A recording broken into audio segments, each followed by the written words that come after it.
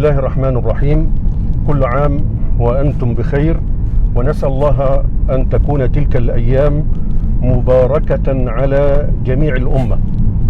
يسأل بعض الناس عن النبي صلى الله عليه وسلم، هل عبر بعض الرؤى التي رآها أو التي رآها أصحابه رضي الله تعالى عنهم؟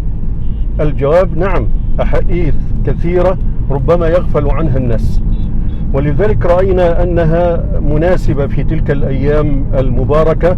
كنا بين خيارين: هل نتكلم عن أحلام الأنبياء في كتاب الله عز وجل، أو نتكلم عن أحلام المصطفى صلى الله عليه وسلم؟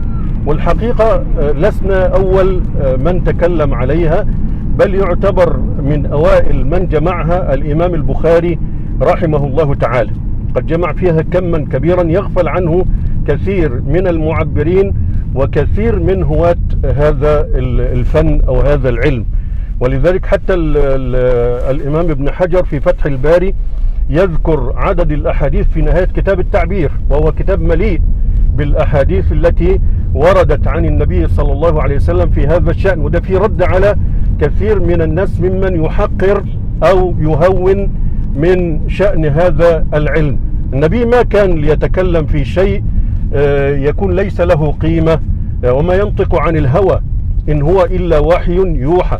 وعلى هذا فكل ما تكلم عنه النبي صلى الله عليه وسلم فله فائدة وله قيمة. ولذلك لكن العلماء يعتني كل عالم بجانب معين، فمن ضمن ما تعتني به قناتنا هذا الجانب.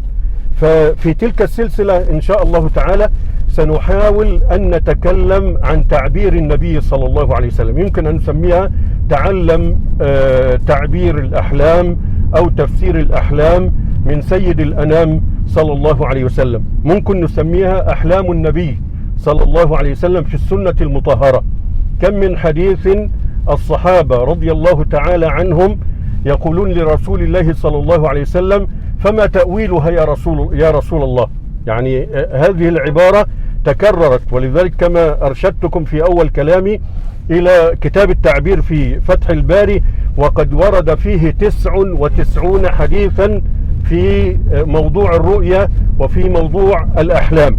ثم يأتي بعد ذلك من يعني يحقر من شأنها ويخلط بين الحق والباطل. نحن نقول أن الأحلام لا يحتج بها وأنها لا يشرع بها، وهذا فصلناه في عشرات من الفيديوهات والحلقات. لكن نحن نقول يستفاد منها، هي بشارة ونذارة. النبي صلى الله عليه وسلم كما في الحديث الصحيح: رفعت النبوة وبقيت المبشرات. قيل: وما المبشرات يا رسول الله؟ قال: رؤيا الصالحة يراها الرجل الصالح أو ترى له صلى الله عليه وسلم. ولذلك كما قلت اعتنى المصنفون جميعا في السنة النبوية بإفراد باب في التعبير، أو باب البخاري رحمه الله تعالى سماه كتاب التعبير، كتاب التعبير. ويحتوي كما يقول ابن حجر في فتح الباري في المجلد 12 في نهاية كتاب التعبير، قال: اشتمل كتاب التعبير من الأحاديث المرفوعة على 99 حديثا. ده كلام صاحب فتح الباري ومصداقه في البخاري.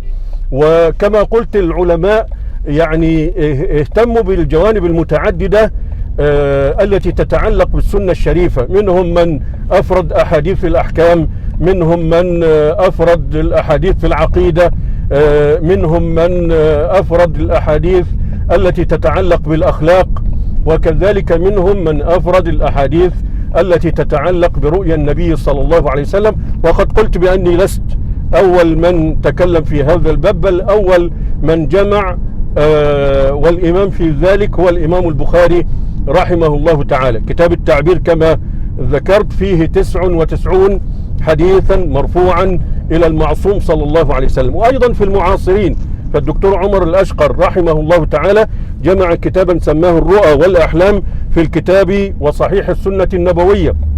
أيضا الدكتور محمد سيد أحمد المسير جمع كتيبا سماه أحلام النبي صلى الله عليه وسلم في السنة المطهرة.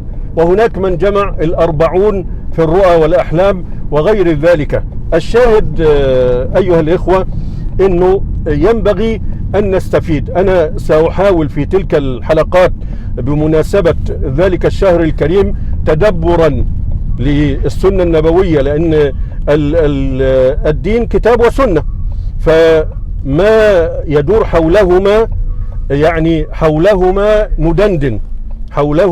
ندندن، لأن النجاة بالكتاب وبالسنة. وبالتالي نحن الآن في تعتبر دروس أو محاضرات تفقه، شرح البعض الأحاديث النبوية، وكلها صحيحة إن شاء الله تعالى، بل يعني معظمها من صحيح البخاري ومن مسلم، وهي أصح الكتب التي جمعت في سنة النبي محمد صلى الله عليه وسلم.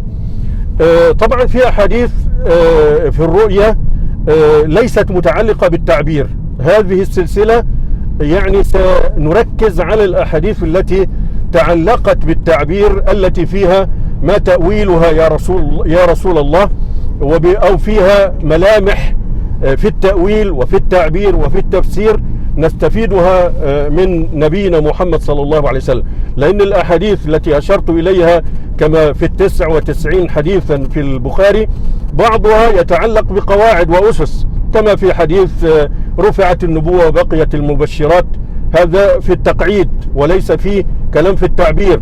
مثل الحديث المتواتر في البخاري وفي مسلم وفي كل الكتب: من رآني في المنام فقد رآني حقا فإن الشيطان لا يتمثل بي، هذا أيضا في التقعيد وفي التأصيل وفي غيرها. كما قلت في هذه السلسلة التي أرجو أن تكون نافعة إن شاء الله تعالى في تلك المناسبة، مناسبة رمضان وتلك الأيام الطيبة، يعني سندندن ونحاول أن نتفقه وأن نتلمس المعاني والإشارات في الأحاديث التي فيها منامات.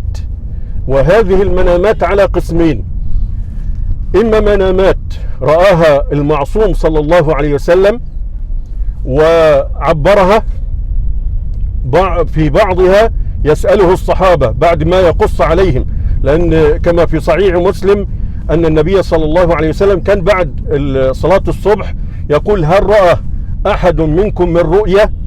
ده ثابت في صحيح مسلم. فيقص عليه من الصحابة من شاء الله أن يقص.